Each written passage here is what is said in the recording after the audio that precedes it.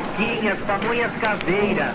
A sua voz cigarro, grande São José.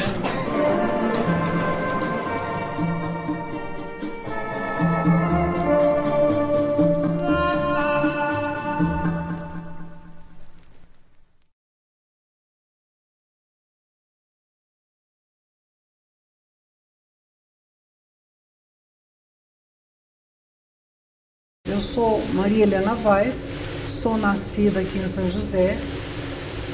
O meu avô italiano veio para cá na década de 1910 por aí. Ele veio de Jambeiro e quando ele chegou em São José ele ficou tão decepcionado que a cidade era tão atrasada que ele queria voltar para Jambeiro. Mas ele não voltou, tornou-se um comerciante e se deu bem, criou todos os filhos, até mandou os filhos estudar em São Paulo, porque aqui só tinha escola primária e tal. Então, o começo da minha vida começa lá em 1910. E claro que eu escutei muita história, né? E a São José, muitas vezes a gente fala hoje, ó, cidade cheia de progressos, com tudo. Realmente, tem um lado que é muito bom. Por exemplo, a parte de medicina, a parte de hospitais, de escolas, e o comércio, nós não dependemos de outras cidades. Quando eu era menina, eu precisava ir a São Paulo por causa de um dentista, de um médico, de uma compra. Então, nesse ponto foi muito bom. Mas tem um outro lado que eu tenho muita saudade. Na minha infância, então, um fato que entra o banhado na minha infância. Bom, sobre o banhado eu tenho uma história muito bonita. Aqui está uma tela que eu não sei quem é o autor. Se alguém souber, me avisa, por favor. Porque eu comprei no bazar de Pichincha, ninguém entendeu o que era, mas eu entendi muito bem que isso aqui faz parte da minha infância, porque aqui está o banhado. Bom, aqui nós temos a igreja matriz. Eu estudei piano nessa janela. Aqui tinha um clube chamado Night Club, que era um lugar assim, que não passa lá, Night Club, que era um lugar assim, um tanto suspeitozinho, tal. Aqui morava uma tia do Rubens Savastano, Dona Olímpia. Bom, na minha infância, deste lado de cá, aqui é a rua São José. Do lado de cá tinha uma porção de casas, nesse estilo, casas antigas, todas elas com janela para a rua, com porta para a rua. Nenhuma delas tinha terraço, nada. São casinhas muito simples, como aqui. Numa dessas casas, do outro lado da rua, morava minha avó, que veio de Caçapava. Com uma tia, a vovó era viúva, com uma tia, com o marido, e eles moravam do outro lado da rua. Como eu falei, tinha as casas do outro lado da rua. E era uma delícia você chegar numa casa dessa, porque ela tinha uma porta onde você entrava, tinha um corredor, e lá no fundo tinha outra porta que dava para o banhado. E era aquela festa, você vê o trem passar. Tem um detalhe muito importante, que eu acho que um pesquisador hoje é capaz de encontrar vestígios disso. Essas casas do outro lado da rua, que o Sérgio falou que ninguém conhecia o banhado porque tinham as casas, mas eu conhecia porque eu ia na casa da minha tia. E, em geral, as casas que eram as casas mais de pessoas de maior posse, construíam uma escada de concreto que ia até a linha do trem. Na casa da minha avó, a escada não era de concreto, ela era de terra com tijolos, ia até a linha do trem. Então, quando você descia um degrau, você olhava de lado, cheio de salsinha, do lado de cá tinha couve. Você descia outro degrau, do lado de cá tinha alface, do lado de cá tinha, vamos supor, um alecrim. E assim era até o banhado. A minha avó e minha tia faziam uma horta nessas laterais da escada. E isso ia até lá embaixo, a linha do trem, onde você divisava todo o banhado. Porque minha avó era uma pessoa que veio de Caçapava e ela tinha um dom, eu chamo de dom, porque ela naquele tempo, sem o estudo necessário, ela trabalhava com a medicina folclórica, ou seja, a homeopatia. A vovó fazia chás, garrafadas de plantas e raízes que ela conhecia, isso já lá em Caçapava, na fazenda dela, para fazer para medicação para pessoas pobres que não podiam comprar remédio. Então, nessa horta de vovó, tanto você tinha as verduras como você tinha as plantas homeopáticas. E era uma delícia você ver aquilo, porque era muito bonito. A horta é sempre bonito. E dessa porta, quando você entrava na casa, você divisava todo banhado e era aquela espera do trem. Então a gente via tanto um trem rápido, que era o trem de passageiros, como o trem misto, que era passageiros e como é que fala? Cargas, né? Como tinha o trem de carga e como tinha a litorina, que o Sérgio também comentou. Então nós sabíamos os horários dos trens. Então era aquela hora que a gente ia para ver o trem. O trem naquele tempo tinha horário, bonitinho, né? Porque hoje eu não sei como é que é, não existe mais trem. Mas a minha visão de banhado de criança é o banhado visto da casa da minha avó, que como o Sérgio não conseguia ver, porque tinha muitas casas, eu conseguia ver, porque eu tinha uma parenta, uma avó, que morava numa casa dessa. Isso foi uma coisa muito gratificante, foi assim, muito bom. Então, eu conheço o banhado de menina de uma maneira muito bonita. Minha mãe contava, também eu não sei até que ponto as pessoas pesquisaram ou não, quando a igreja São Benedito foi construída, mais ou menos em 1880, eu acho que eu devo ter aí todo o histórico da igreja São Benedito, foi construída pelos escravos, porque eles tinham uma igreja onde hoje é o Bradesco, lá na Praça Cônego Lima. Ali era a igreja Nossa Senhora do Rosário, se não me engano, que era a igreja dos escravos. Mas aí a cidade começou a ficar muito importante, com a Rua 15 de Novembro, com casas bonitas, com pessoas de uma classe A daquela época, vamos dizer. Então, essa igreja, os escravos começaram a ser rechaçados ali do centro, e eles então construíram lá longe a igreja São Benedito, que naquele tempo era afastada. Ali já não tinha mais nada, não é? Então, essa foi construída. E minha mãe contava que ela ouviu dizer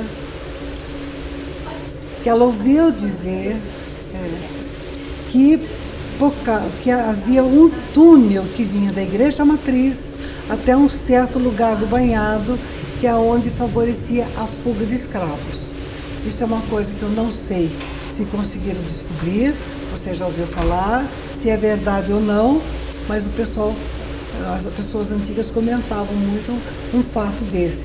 Dizem que existe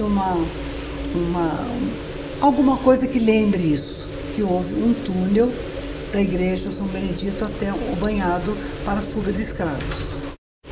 Essa parte, eu era menina. Mas a senhora se lembra que a sua avó saiu de lá? Saiu de lá e foi morar na Siqueira Campos.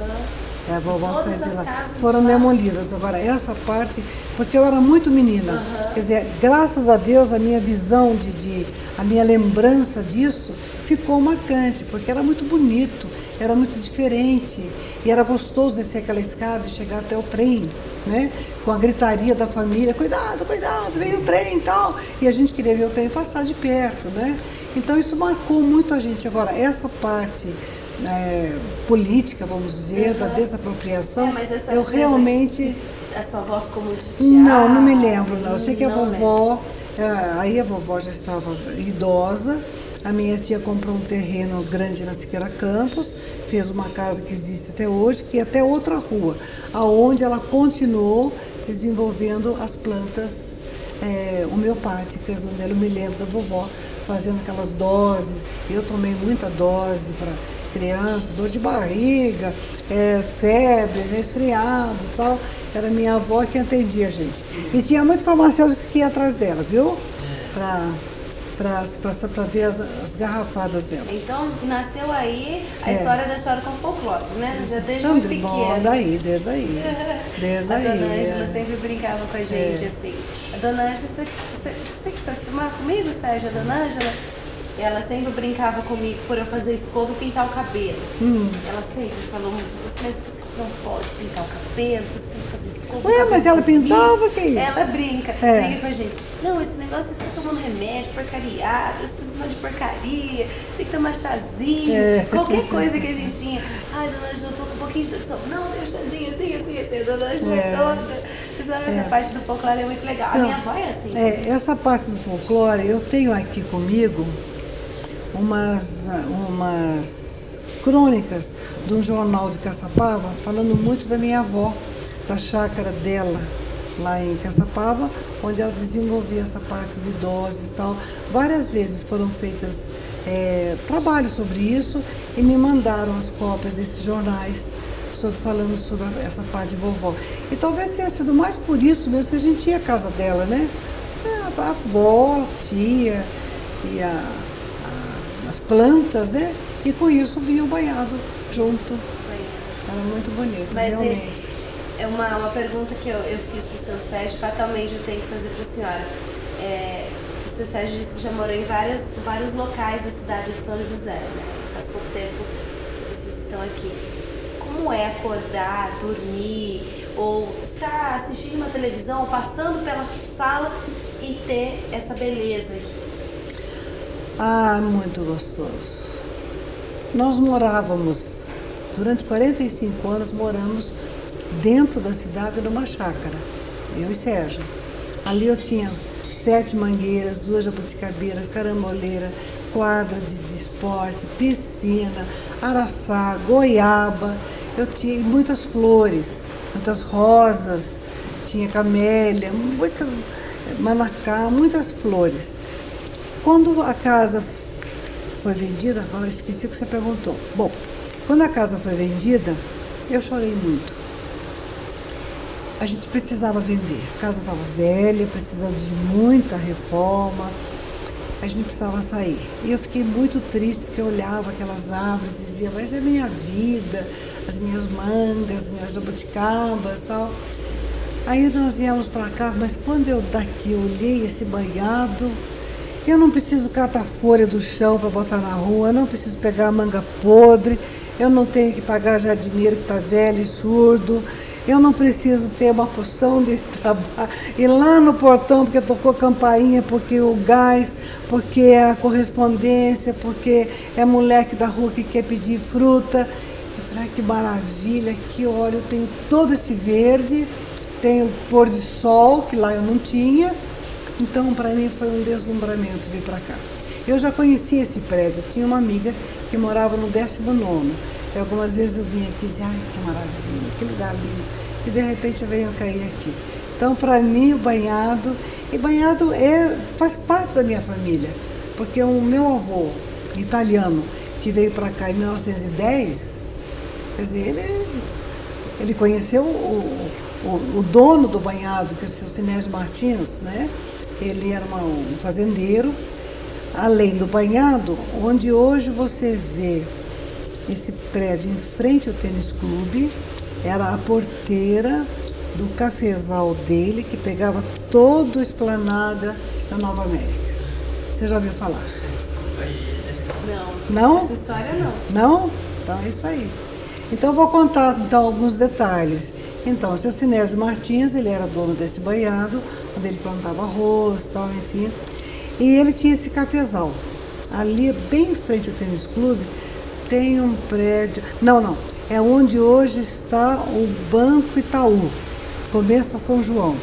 Ali era a porteira do cafezal, porque todo o esplanada, o Nova América, era o cafezal do seu Sinésio Martins. Bem no fim da São João, que era uma rosinha simples, não tinha casa, não tinha nada, mas tinha o cafezal do seu Sinésio Martins. E perto tinha a porteira e tinha uma cerca. Lá no final tinha uma chácara do seu Pedro,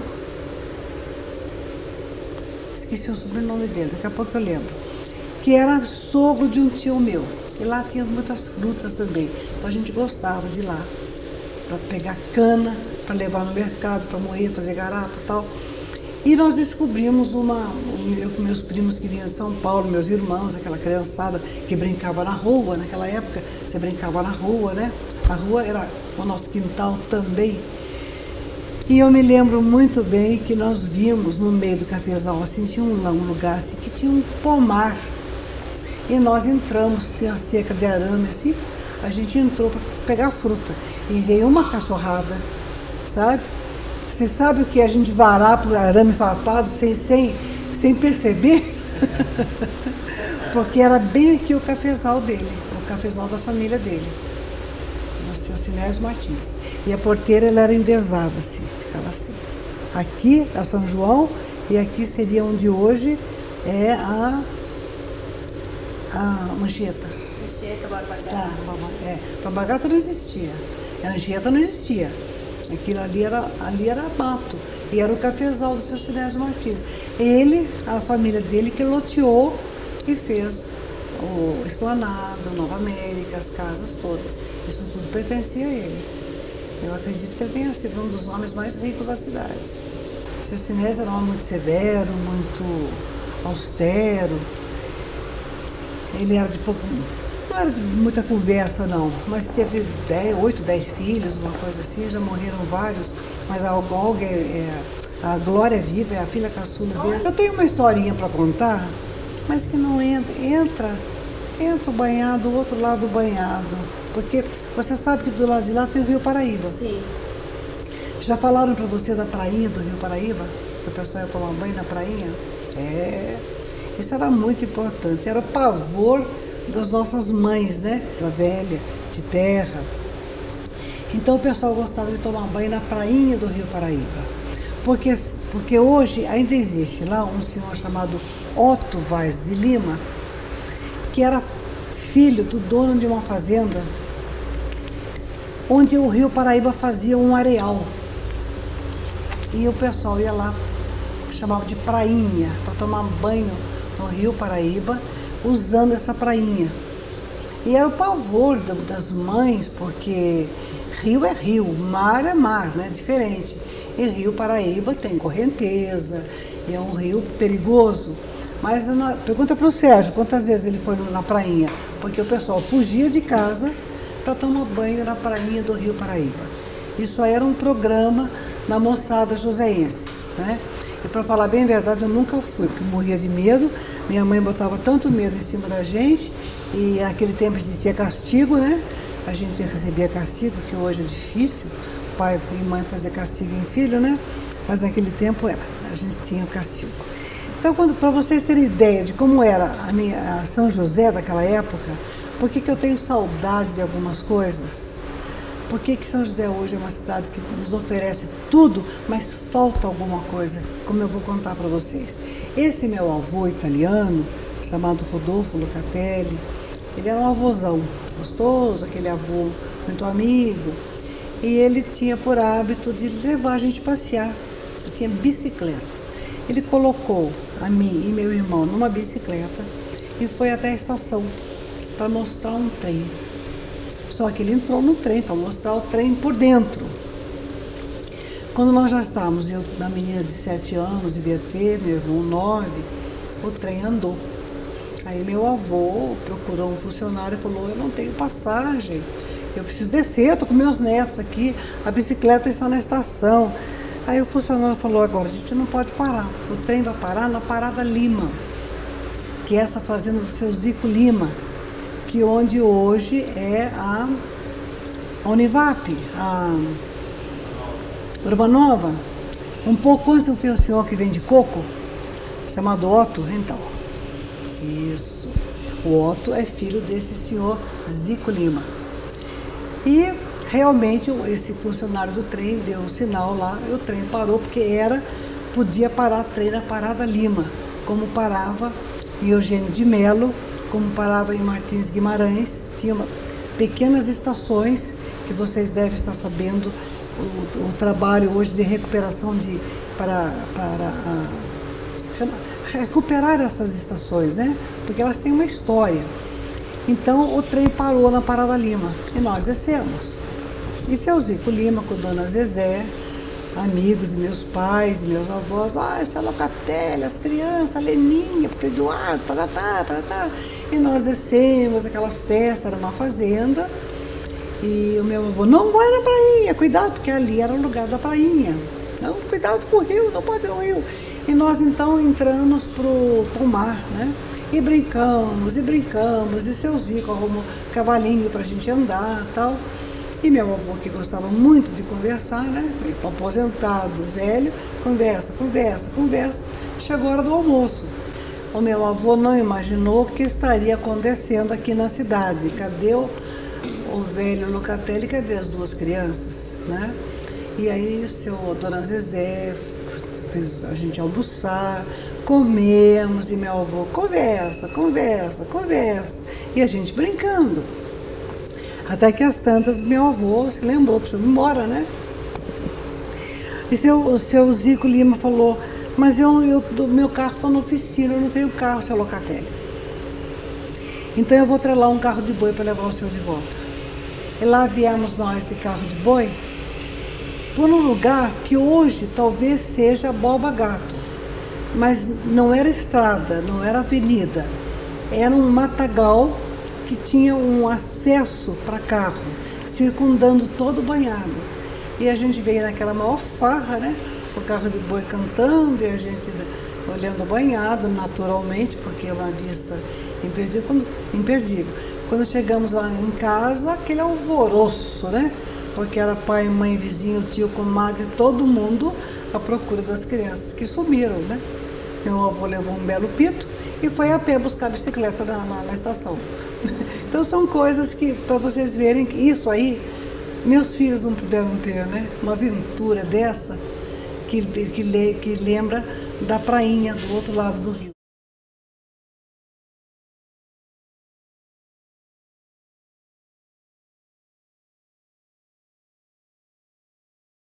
São José dos Campos, antigamente.